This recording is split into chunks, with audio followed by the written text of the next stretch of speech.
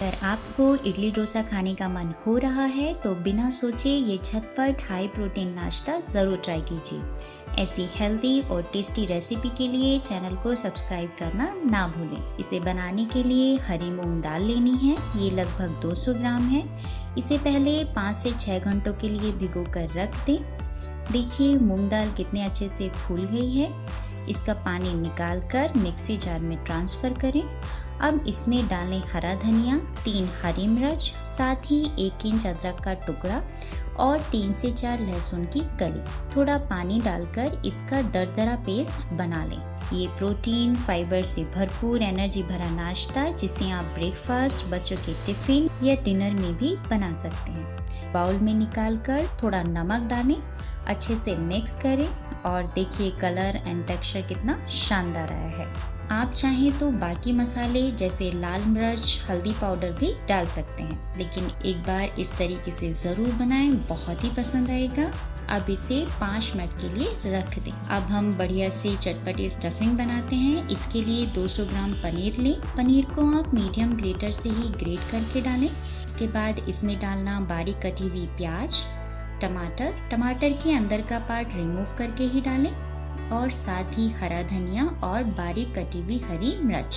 मसालों में आप यहाँ पर डालें आधा चम्मच धनिया पाउडर, साथ ही भुना हुआ जीरा, 1 चम्मच से कम चिली फ्लेक्स, स्वाद अनुसार नमक और आधा नींबू डालकर अच्छे से मिक्स करें। और बस तैयार है हमारी टेस्टी हेल्दी स्टफिंग।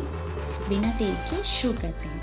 सबसे पहले आप यहाँ पर तवे को अच्छे से गर्म करना और फिर पानी डालना। पानी डालने से क्या होता है कि तवे का टेम्परेचर कुछ देर के लिए 1 से 2 डिग्री कम हो जाता है, और जब टेम्परेचर कम होता है तो जब आप डोसा फैलाओगे तो डोसा तवे पर चिपक जाएगा। इसे बहुत ज़्यादा पतला नहीं करना है क्योंकि हम छिलके वाली मूंग दाल से बना रहे हैं तो फाइबर से भरपूर है।